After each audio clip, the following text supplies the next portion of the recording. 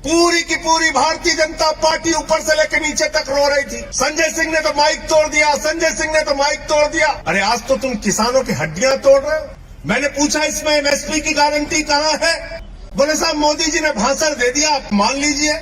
मैंने कहा भाई मोदी जी ने कहा था 15 लाख हर खाते में आएंगे, बाद में कह दिया जुमला है। मैं किसी जज के सामने जाऊंगा तो जज साहब कहेंगे कानून में कहां लिखा है बताओ, और तब मैं अगर कहूंगा कि मोदी जी का भाषण जज साहब आपने नहीं सुना तो वो हमारी याचिका लेंगे और उसको कूड़ेदान में डाल देंगे। कहेंगे कानून से एमएसपी मिलती है, भाषण से एमएसपी नहीं मिलती।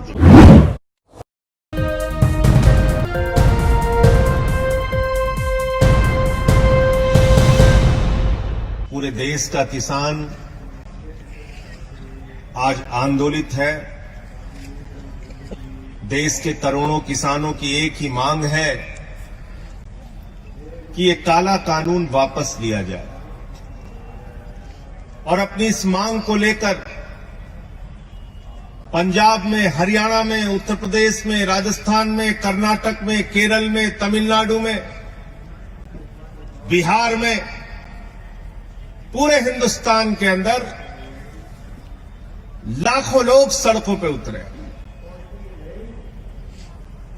और पिछले कुछ महीनों से पंजाब और हरियाणा में तो सारा काम छोड़कर किसान सड़कों पर आंदोलन कर रहा है,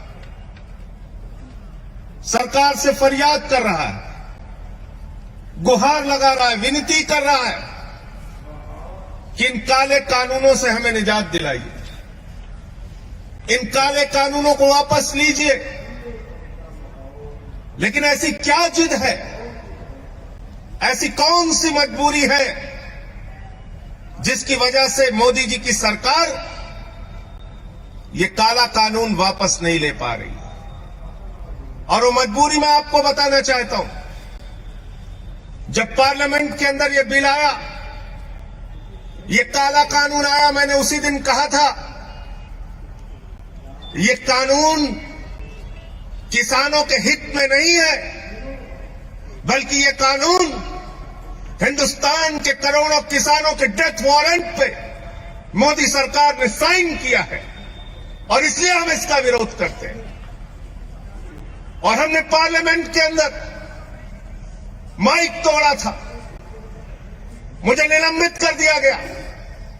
पूरी की पूरी भारतीय जनता पार्टी ऊपर से लेकर नीचे तक रो रही थी। संजय सिंह ने तो माइक तोड़ दिया, संजय सिंह ने तो माइक तोड़ दिया। अरे आज तो तुम किसानों की हड्डियां तोड़ रहे हो। मुझे निलंबित किया गया तो तुम्हारी सरकार को भी निलंबित किया जाना चाहिए।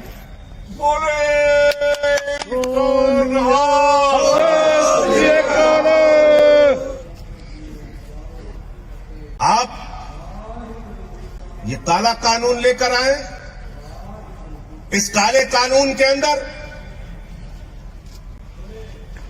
एमएसपी की गारंटी का एक शब्द नहीं।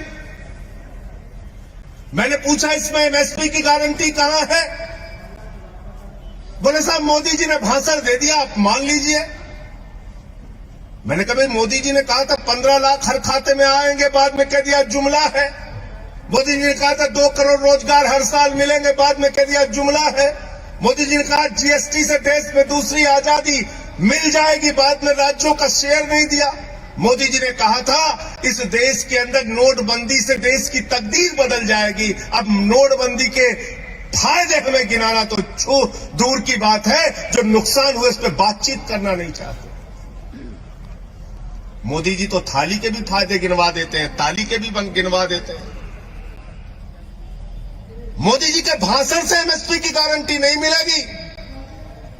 अगर मुझे एमएसपी नहीं मिली, न्यूनतम समर्थन मूल्य नहीं मिला, तो महेंद्र गोयल जी अगर मैं किसी जज के सामने जाऊंगा तो जज साहब कहेंगे कानून में कहां लिखा है बताओ, और तब मैं अगर कहूंगा कि मोदी जी का भाषण जज साहब आपने नहीं सुना तो वो हमारी याचिका लेंगे और उसको कूड़ेदान में डाल देंगे। कहेंगे कानून से एमएसपी मिलती है, भाषण से एमएसपी नहीं मिलती। भाषण से एमएसपी नहीं मिलती। दूसरा, आपने इस कानून के अंदर कॉन्ट्रैक्ट फार्मिंग की बात लिखती। यानी किसान को उसके ही खेत में पूंजीपतियों का गुलाम बना दिया जाएगा। इस कानून में आपने असीमित भंडारण की छूट दे दी।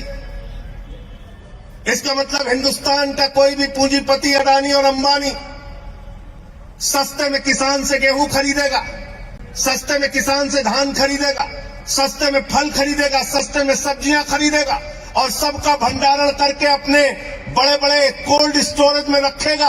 और जब बाजार में उसकी कमी आ जाएगी तो महंगे दामों पर हमको आपको बेचेगा। इस देश में जमाखोरी, कालाबाजारी और महंगाई को मोदी सरकार ने इस बिल के माध्यम से लीगलाइज करने का काम किया है, वैधता प्रदान करने का काम किया है। आप कहते हैं ये बिल किसानों को समझ में नहीं आता। मोदी जी भाषण देकर समझा रहे हैं, उनके मंत्री भाषण देकर समझा रहे हैं, कहते हैं बिल समझ में नहीं आया, बिल समझ में नहीं आया। अरे मैं तो ये कहना चाहता हूं, किसानों को ये बिल समझ में आ गया है, ये आपकी प्रॉब्लम है। ये आपकी प्रॉब्लम है कि किसानों को ये बिल समझ में आ गया है। और इसलिए आज पूरे देश का किसान आंदोलनरत है। मुझे पीड़ा होती है, तकलीफ होती है मुझे जब आप उन अन्नदाताओं को आतंकवादी कहते हैं, शहीद आजम भगत सिंह के वंशजों को आतंकवादी कहते हैं, शहीद उधम सिंह के वंशजों को आतंकवादी कहते हैं, शहीद लाला लाजपत राय के वंशजों को आतंकवादी कहते हैं, शहीद करतार सिंह सराफा के वंशजों को आतंकवादी कहते हैं। जलियांवाला बाग कांड में जिन लोगों ने अपनी शहादत दी, उनके वंशजों को जो लोग आतंकवादी कहते हैं, उनको इस देश की सत्ता पर एक मिनट भी रहने का अधिकार नहीं, मैं कहना चाहता हूं। और इसलिए साथियों और दोस्तों, कल तो मोदी जी के सामने हम लोगों ने विरोध किया। हमारे साथी सांसद पंजाब के भगवंत मान जी ने जमकर विरोध किया और उनके बहरे कानों में आपकी आवाज पहुंचाने की कोशिश मैंने की। सदन चल रहा था तब भी की, सदन नहीं चल रहा है, सत्र नहीं बुलाया जा रहा है तब भी की, और आगे भी करता रहूंगा, लड़ता रहूंगा आपके लिए, आपकी आवाज को उठाता रहूंगा। क्योंकि हमारे नेता अरविंद केजरीवाल जी ने साफ तौर पे कहा है, आम आदमी पार्टी का एक एक कार्यकर्ता सड़क से लेकर संसद तक किसानों के मुद्दे पर उनके साथ रहेगा। लाठियां भी खानी हो, जेल भी जाना हो, आपकी सेवा भी करनी हो, एक कार्यकर्ता बनके, एक सेवादार बनके आपके साथ मजबूती से खड़ा रहेगा। और इसलिए मैं आप लोगों से निवेदन करने के लिए आया हूं, विनती करने के लिए आया हूं। बली साहब यहां बैठे हैं, बहुत सारे संघर्षों में जेल भी जा चुके हैं, लाठियां भी खाई हैं इन्होंने गरीबों के लिए, मजदूरों के लिए। महेंद्र गोयल जी हमारे विधायक जी हैं, कई दिनों से लगातार यहां पे सक्रिय हमारे कार्यकर्ता हैं साहब। मैं आप लोगों से एक ही बात कहना चाहता हूं, आपके आंदोलन से पहली बार हिंदुस्तान की सरकार डरी हुई है, खलबलाई हुई है, और इनको एक ना एक दिन, अब ज्यादा समय दूर नहीं है, मजबूर होना पड़ेगा, मजबूर होना पड़ेगा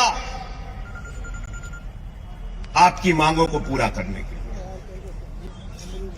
इस पूरे सप्ताह हम छोटे साहबजादों को नमन करके उनके सामने अपना उनके बलिदान को याद करते हैं। क्योंकि वो जो कौम है, सिख कौम, इसका इतिहास हिंदुस्तान की आजादी के आंदोलन से लेकर और उससे पहले हमारे गुरुओं की जो शिक्षा है वो बलिदान और त्याग की शिक्षा है, सेवा की शिक्षा है। देश में कहीं भुखमरी हो, सिख समुदाय के लोग सबसे आगे। देश में कहीं आपदा आ जाए, सिख समुदाय के लोग सबसे आगे। देश में कहीं भूकंप आ जाए, बाढ़ आ जाए, सिख समुदाय के लोग सबसे आगे।